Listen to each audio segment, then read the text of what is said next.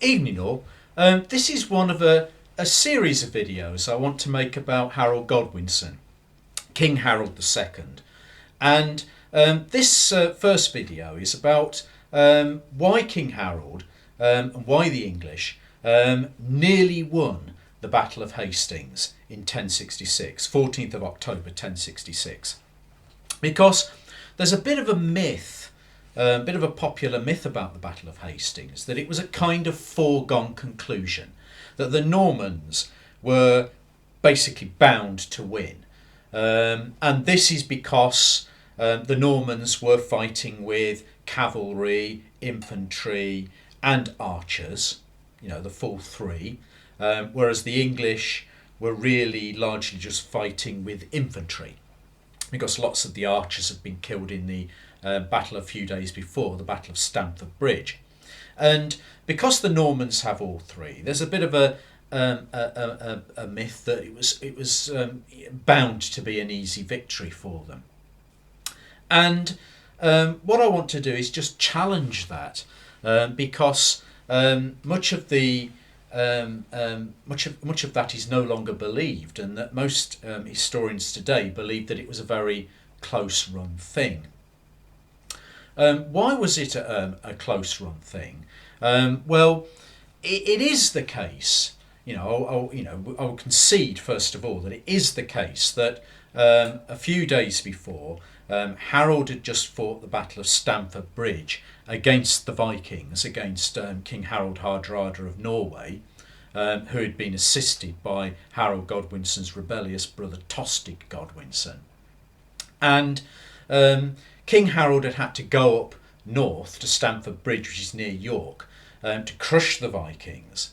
And it is true that must have weakened his forces up there. And he would have lost some of his Huscarls, his elite troops. He would have lost some archers.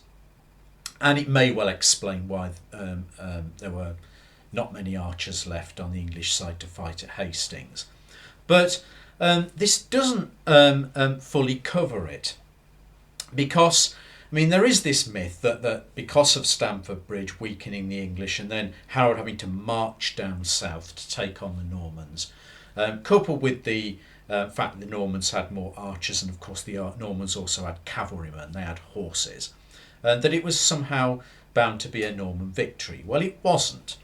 And it wasn't for the following reasons. First reason, we know from lots of the sources that the Battle of Hastings lasted the best part of a full day. It started probably about 9 o'clock, 9:30 in the morning, and finished at about 5 in the evening when the sun's going down in October. It lasted a full day. And normally medieval battles last a couple of hours, 2 or 3 hours. The fact that Hastings lasted all day, that tells us that the two sides must have been pretty evenly matched. How many Normans were they? Well, we don't know the figures for certain, but historians estimate that William the Conqueror might have brought over about 7,000 or 8,000 fighting men. And then if you add to that all the servants and the kind of plunderers and so on, it probably added up to about 14,000 people he brought over with his fleet. But he might have had about 7,000 or 8,000 fighting men.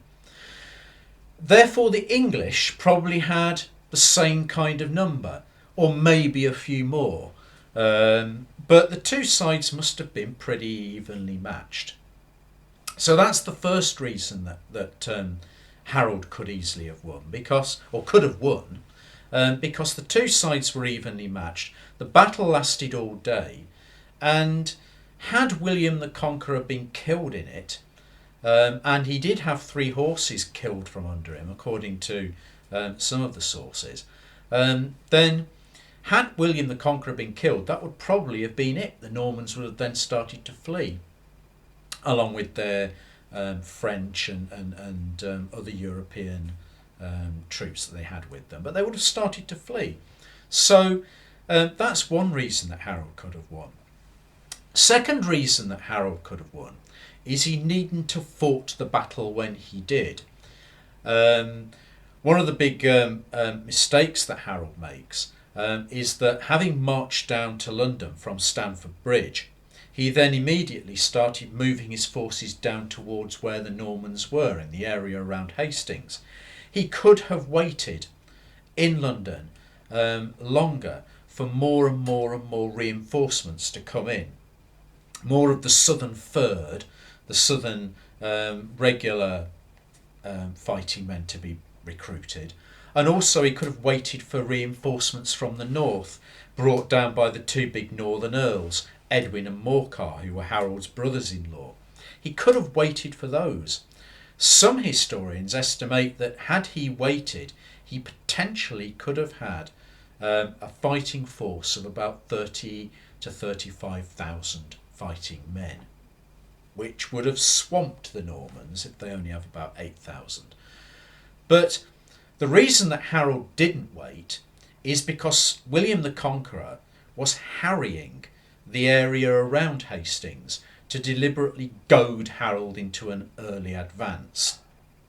What does harrying mean? Well, if anyone doesn't know, it basically means a deliberate policy of terror. It means rape, plunder and pillage, basically.